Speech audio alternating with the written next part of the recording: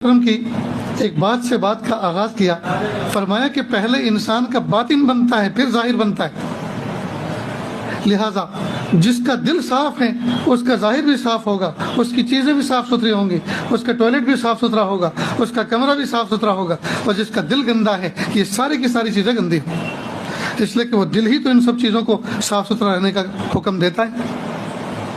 اتنی بات سمجھ گئے؟ آج کل تقریباً ہر گھر جہنم کا نمونہ بنا ہوا ہے، معاشرے کے اندر آگ لگی ہوئی ہے، فیملیاں، خاندان، محلے سارے کے سارے تباہی اور بربادی تک پہنچ چکے ہیں۔ اس کی وجہ یہی ہے کہ پہلے باطن بنتا ہے پھر ظاہر بنتا ہے۔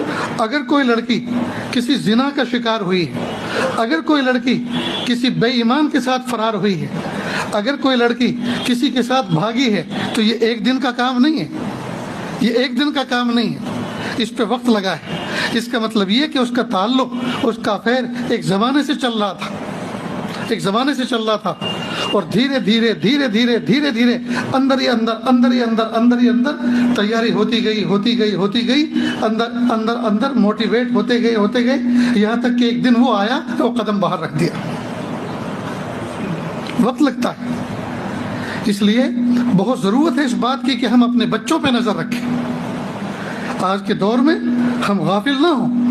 ایسا نہیں ہے کہ شیطان پہلے بہکایا کرتا تھا، اب تو وہ بڈھا ہو گیا ہے، اب تو وہ کمزور ہو گیا ہے، اب ہمیں نہیں بہکاتا۔ وہ تو انبیاء کرام کے زمانے میں آتا تھا، بہکاتا تھا۔ سیدنا ابراہیم علیہ السلام کو بہکایا، نن اسماعیل علیہ السلام کو بہکایا، اور انہیں کنکریاں ماری، اور انہی کی سنت پر عمل کرتے ہیں جو جمرات کو کنکریاں مار کر آتے ہیں، یہ آپ کی زبان میں ٹھوک کے آتے ہیں۔